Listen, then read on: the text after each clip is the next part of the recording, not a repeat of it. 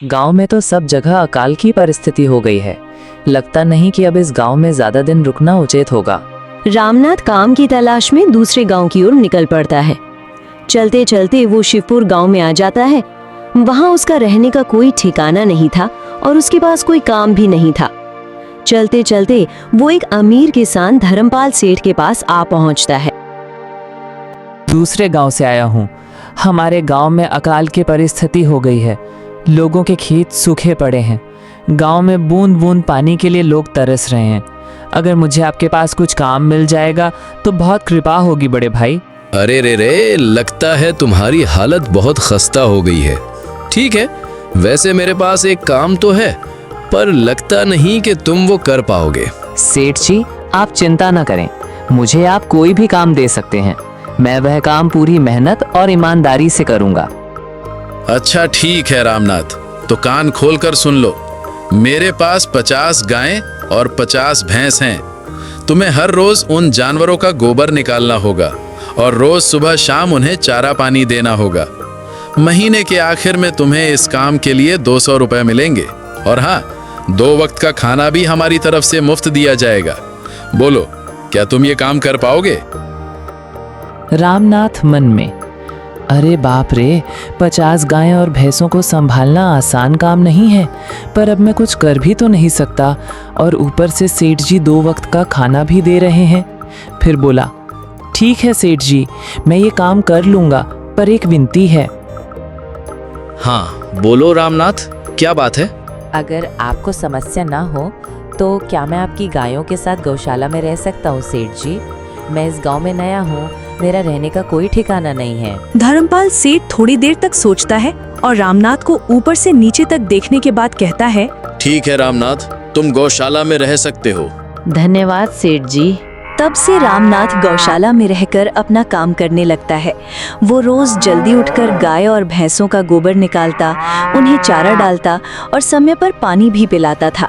हर रोज रामनाथ अपना काम ईमानदारी और पूरी मेहनत से करता था। धर्मपाल सेठ को भी रामनाथ का काम बहुत पसंद आने लगा, क्योंकि वो अपना काम सफाई से करता था। एक दिन धर्मपाल सेठ रामनाथ को बुलाकर बोला, रामनाथ, मुझे तुम्हारा काम बहुत पसंद आया है। तुम गाय और भैंसों का अच्छा ख्याल रख रहे हो, इसलिए दूध की गुणवत्ता भी बढ़ गई है और गाय पहले से ज्यादा दूध भी दे रही हैं। इसलिए मैं आज से तुम्हारी तनख्वाह बढ़ाकर पूरे 400 रुपए कर रहा हूँ। आपका बहुत बहुत धन्यवाद सेठ जी। कुछ दिन ऐसे ही बीतते गए। धीरे धीरे रामनाथ के पास अच्छा खासा रुपया जमा हो गया। उसने अपने लिए एक छोटा सा घर बनवा लिया। अब आखिरकार मुझे अपने घर में चैन से सोने को मिलेगा। उसके बाद वो सेठ जी के घर काम करने जाता, 2 वक्त का खाना खाता और रात को अपने घर सोने के लिए लौट आता। कई साल ऐसे ही बीत गए। एक दिन रामनाथ ने धर्मपाल सेठ से कहा, सेठ जी, आजकल गांव में चोरी की समस्या बहुत बढ़ गई है। मेरे पास कुछ रुपए जमा है, पर मुझे डर है कि कहीं चोरी ना हो जाए। दिन भर मैं आपके पास रहता हूँ और घर खाली रहता है। हाँ रामनाथ, ये चिंता वाजिब है। चोरी की घटनाएं तो रोज सुनने को मिल रही हैं। देखो, तुम्हारे लिए एक ही सुरक्षित जगह है, ठाकुर साहब का घर। वहाँ बहुत पहरेदार हैं और लोग कहते हैं कि वे बड़े ईमानदार हैं। तुम अपने रुपए वहाँ रख दो।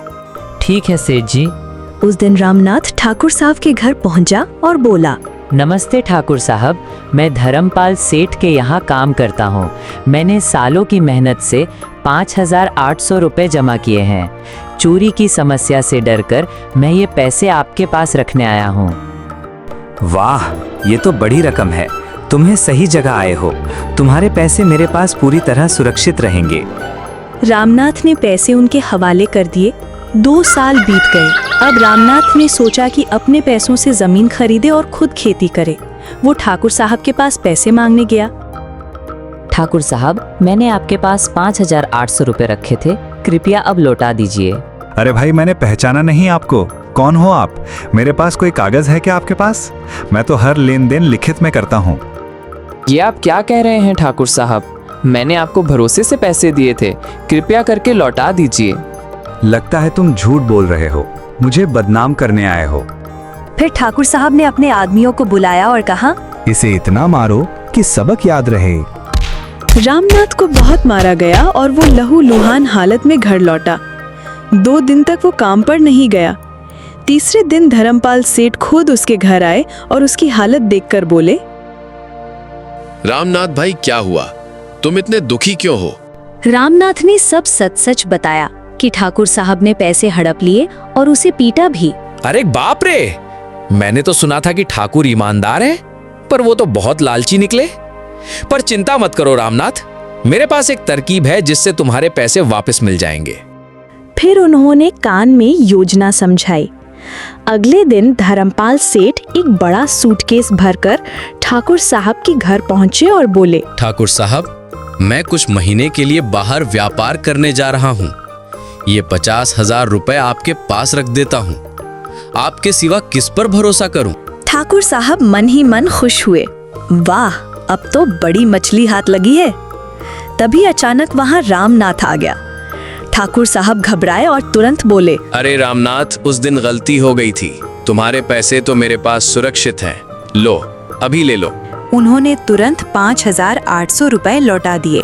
रामनाथ बिना कुछ बोले पैसे लेकर बाहर चला गया। धर्मपाल सेठ भी मुस्कुराते हुए बोला, ठीक है ठाकुर साहब, अब मेरे रुपए रखने की जरूरत नहीं रही। व्यापारी खुद गांव आ रहे हैं। अगली बार जरूर आपके पास ही आऊंगा। धर्मपाल सेठ और उनका नौकर वहां से चले गए। ठाकुर साहब बड़बड़ाए, धत तेरी, ये दोनों ने मिलकर मुझे बेवकूफ बना दिया। न रामनाथ के पैसे हड़प पाए, न सेठ के।